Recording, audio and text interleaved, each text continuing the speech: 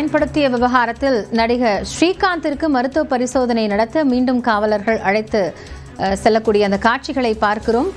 இதுகுறித்து கூடுதல் விவரங்களோடு செய்தியாளர் செல்வசூர்யா இணைந்திருக்கிறார். அவரிடம் பேசலாம். செல்வசூர்யா, கிட்டத்தட்ட 10 மணி நேரத்திற்கு மேலாக விசாரணை நடத்தப்பட்டிருக்கு. மருத்துவ பரிசோதனைக்கு அழைத்து செல்லப்படுகிறார். கைது நடவடிக்கைக்கு வாய்ப்பு இருக்கா?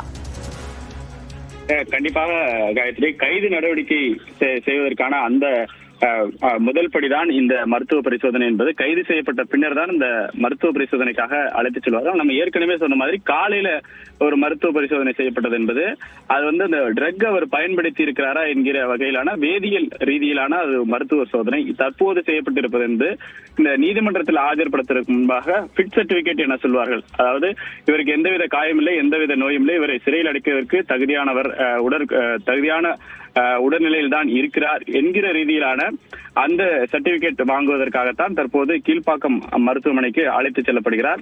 அந்த சர்டிபிகேட் பெற்ற உடனேயே எழும்பூர்ல இருக்கக்கூடிய குற்றவியல் நீதிமன்ற நடுவர் வீட்டில ஆஜர்படுத்துவதற்கான அந்த ஏற்பாடுகளை காவல்துறை செய்திருக்கிறார்கள். அதன் பின்னராக அவர் சிறையில் அடைக்கப்படுவதற்கான வாய்ப்பு இருக்கிறது. காயத்ரி, செல்வசூரியன், நீங்க இணைப்பில் இருங்க, நம்ம தொடர்ந்து பேசலாம். தற்போது அங்கு இருக்கக்கூடிய சூழல் குறித்து களத்திலிருந்து செய்தியாளர் சுபாஷ் இணைகிறார். அவரிடம் பேசலாம். சுபாஷ், இப்போ மருத்துவ பரிசோதனைக்காக அவர் அழைத்து செல்லப்படுகிறார். இதையடுத்து அடுத்த கட்ட நகர்வு எப்படி இருக்கும் அப்படிங்கறத நம்மளால புரிந்து கொள்ள முடிகிறது. இந்த விசாரணையில என்னென்ன விஷயங்கள் எல்லாம் அவர் தரப்பிலிருந்து சொல்லப்பட்டதுன்னு தெரிய வந்திருக்கா? இல்லை, இன்னும் விசாரணை முழுமை பெறலை. ஏன்னா இப்போதான் அவங்க ஜுடிஷியரி கஸ்டடிக்கு அனுப்ப இருக்கிறாங்க. அதுக்கான ப்ராசஸ் தான் இப்போ பண்ணிட்டு இருக்காங்க. அவர் இதை பயன்படுத்தி இருக்கிறார் என்பதுதான் தற்போது இருக்கக்கூடிய தகவலாக இருக்கிறது. ஆனால் அந்த தகவலை வைத்து தற்போது அந்த அடுத்த கட்டமாக அவர் அதை வாங்கி பயன்படுத்தினாரா, இல்லை வேறு எதுவும் அது விற்பனை போன்ற விவகாரங்களில் ஈடுபட்டாரா என்ற விசாரணை எல்லாம் தொடர்ச்சியாக காவல்துறை ஈடுபட இருக்கிறது. அதற்கு முன்பாக அவர் நீதிமன்ற காவலுக்கு அனுப்ப வேண்டும். நமது செய்தியாளர் செல்வசூர்யா சொன்னது போல மருத்துவ பரிசோதனை, அவருக்கான ஃபிட்னஸ் சர்டிபிகேட் வாங்குவது ரொம்ப முக்கியம். அதுக்கப்புறம் தான் அது ஜுடிஷியரி கஸ்டடிக்கு அவரை அழைத்து சென்று அங்கே கோர்ட்டாரிடம், நீதிபதியிடம் அதை கொடுத்து அவர் அதற்கான பணிகளை மேற்கொண்டு அவருக்கு 2 வார காலம் ஜுடிஷியரி கஸ்டடி கொடுப்பாங்க. இந்த இடைப்பட்ட காலத்தில் அவரை காவல்துறை எடுத்து விசாரிப்பதற்கான மனுவை கோரலாம். இதுக்கான பணிகள் ஒரு புறம் நடந்துட்டு இருக்கு. இப்பொழுது இங்கே KMC கீழ்ப்பாக்கம் மெடிக்கல் காலேஜுக்கு உள்ள மருத்துவமனையில் அவருக்கான அந்த ஃபிட்னஸ் சர்டிபிகேட் வாங்கக்கூடிய ப்ராசஸ்ல தான் தற்போது இறங்கியிருக்கிறாங்க. நுங்கப்பாக்கத்திலிருந்து சேத்துப்பட்டு வழியாக வந்திருந்தாலே ரொம்ப எளிதாக இந்த மருத்துவமனைக்கு வந்திருக்கலாம். ஆனால் காவல்துறை எழும்பூர் வழியாக அழைத்து அவரை ஒரு நீண்ட நெடிய பயணத்தை மேற்கொண்டு அவரை இங்கே மருத்துவமனைக்கு கூட்டிட்டு வந்திருக்காங்க. அடுத்த ஒரு 15 to 20 நிமிடத்திற்குள் அவருக்கான அந்த ஃபிட்னஸ் சர்டிபிகேட் வாங்கப்பட்டு நம்ம எக்மோரில் இருக்கக்கூடிய மேஜிஸ்ட்ரேட் முன்பாக அவரை ஆஜர்படுத்தப்பட்டு அவரை நீதிமன்ற காவலுக்கு அனுப்புவதற்கான நடைமுறையானது தொடங்க இருக்கிறது. நீதிமன்ற காவலுக்கு அவருக்கு உட்படுவாரா, இல்லை அங்கே அவருக்கான பெயில் பெட்டிஷன் அவர் தரப்புல இருந்து போடுவாங்களா அப்படின்றதையும் நம்ம கவனிக்க வேண்டியது இருக்கு. சுபாஷ், இப்போ இந்த விவகாரம் தொடங்கியதிலிருந்தே இப்போ ஸ்ரீகாந்திடமே கிட்டத்தட்ட ஒரு 10 மணி நேரம் விசாரணை அப்படிங்கிறது நடத்தப்பட்டிருக்கு. அது முடிந்துதான் இப்போ பரிசோதனைக்கு அப்படின்னு அழைத்து வரப்பட்டிருக்கிறார். இப்போ அந்த நேரத்தில் கூட அவர் காவல்துறையிடம் ஏதோ சொன்னதாக செய்திகள் கிடைத்திருக்கிறது. அது பற்றிய தகவல் உங்களுக்கு வந்திருக்கிறதா? இப்போ இந்த விசாரணை நிலவரத்தில் என்னென்ன தகவல்கள் எல்லாம் உறுதிப்படுத்தப்பட வாய்ப்பு இருக்கு? இப்போ அடுத்த கட்டமா அவர் முன்னாடி இருக்கக்கூடிய வாய்ப்பு என்ன?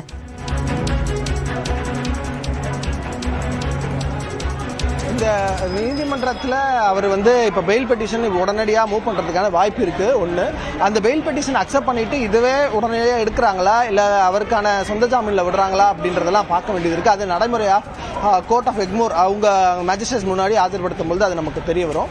அவரிடம் கிடைக்கப்பட்ட தகவல்கள், இந்த பயன்பாடு இது யார்கிட்ட இருந்து வாங்கினாரு, பிரசாந்த் கிட்ட இருந்து வாங்கினாரா, இல்லை அவர் தான் ஃபர்ஸ்ட் செல்லரா, இல்லை அவருக்கு மேலே யாராவது இருக்காங்களா அப்படின்ற அடிப்படையான கேள்விகள் எல்லாம் இருக்கும்.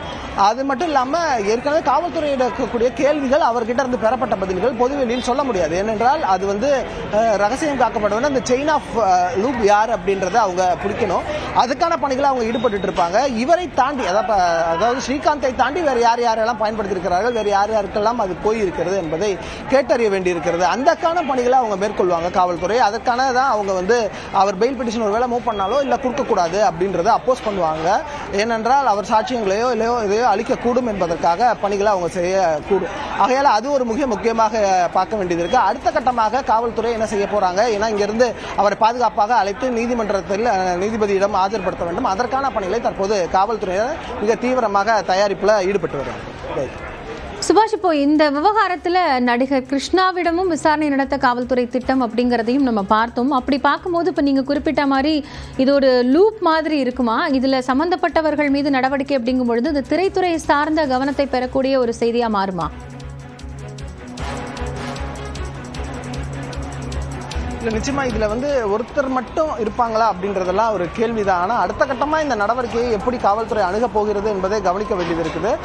செயின் ஆஃப் லூப் இருக்கா அப்படின்றத அவங்க முதல்ல விசாரணையில பார்க்க வேண்டியது இருக்கு. எல்லாத்தையும் முடிச்ச பிறகுதான் இந்த விசாரணை இன்னைக்கு உள்ள நடைமுறைகள் முடிஞ்சு அவரை போலீஸ் கஸ்டடிக்கு கேட்பாங்க. அந்த போலீஸ் கஸ்டடிக்கு அவங்க அப்ரூவல் கொடுத்த பிறகு அவரிடம் மீண்டும் காவல்துறையினர் விசாரிக்கும் அழைத்து அதே போல ஏற்கனவே கைது செய்யப்பட்ட பிரசாந்த் உட்பட பலரை அவர்களிடம் இருந்து திரட்டிய தகவல்களை ஸ்ரீகாந்திடம் கேட்பதற்கு வாய்ப்பு இருக்கு.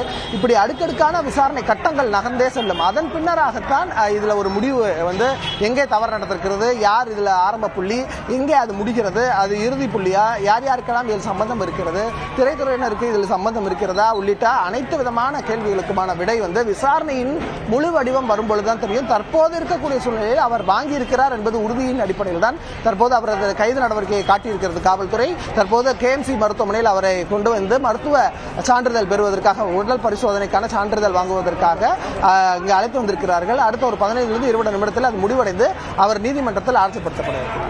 சுபாஷ், இப்போ பொதுவா இந்த மாதிரி ஒரு கைது நடவடிக்கைக்கு உள்ளாகக்கூடிய ஒரு நபரை இப்படி ஒரு ஹெல்த் எக்ஸாமினேஷனுக்கு கொண்டு வரும்போது என்னென்ன விஷயங்கள் எல்லாம் அங்க அதுல எக்ஸாமின் பண்ணுவாங்க? அந்த சர்டிபிகேட் அப்படிங்கிறது என்னவா, எந்த அளவுக்கு முக்கியத்துவம் வாய்ந்தது? அதாவது அவர் உடலில் வேறு ஏதேனும் அவருக்கு பிளட் ப்ரெஷர் செக் பண்ணுவாங்க, அதே போல் பல்ஸ் ரேட் செக் பண்ணுவாங்க. அது மட்டும் இல்லாமல் வேற ஏதாவது அவருக்கு பிரச்சனை இருக்கா அப்படின்றதையும் மருத்துவ பரிசோதனையில் கேட்டறிவாங்க. அடிப்படையான விஷயங்கள், உடலில் காயங்கள் ஆகியவையெல்லாம் இருக்கா அப்படின்றதெல்லாம் மிக கவனத்தில் எடுக்க வேண்டியது இருக்குது.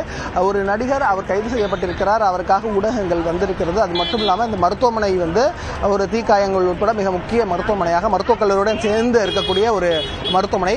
ஆகையால் இந்த பகுதி முழுவதுமே பார்த்தீங்கன்னா அந்த கைது நடவடிக்கையை கவனிப்பதற்காக ஏராளமானோரும் கூடியிருக்காங்க. காவல்துறை பாதுகாப்பும் போடப்பட்டிருக்கிறது. இந்த வாகனத்தில் தான் அவர் அழைத்து வரப்பட்டார். இங்கிருந்து இந்த நடைமுறைகள் எல்லாம் பின்பற்றப்பட்ட பிறகு, அதாவது நீங்கள் சொல்றது போல மருத்துவ சான்றிதழ், அந்த ஃபிட்னஸ் சர்டிஃபிகேட்டை வாங்கினது பிறகாக அவருக்கு எந்த ஒரு உபாதையோ இல்லை உடல் பாதிப்போ காயங்களோ இல்லை என்ற சர்டிஃபிகேட் வாங்கினதுக்கு பின்னராக அவர் நீதிமன்றத்தில் ஆஜர்படுத்தப்படுவார். அந்த மேஜிஸ்ட்ரேட் முன்பாக ஆஜர்படுத்தப்பட்டு அவருக்கான நடைமுறைகள் தொடரும். குறைந்தது 2 வார காலம் ஜுடிஷியரி கஸ்டடி கொடுப்பதற்கான வாய்ப்பு இருக்கிறது. அதுபோக அவர் பெயில் பெட்டிஷன் மூவ் பண்றாங்களா அப்படின்றதையும் பார்க்க வேண்டியது இருக்கு. நன்றி சுபாஷ். தற்போதைய விவரங்களுக்காக, கூடுதல் தகவல்களுக்காக மீண்டும் இணையலாம்.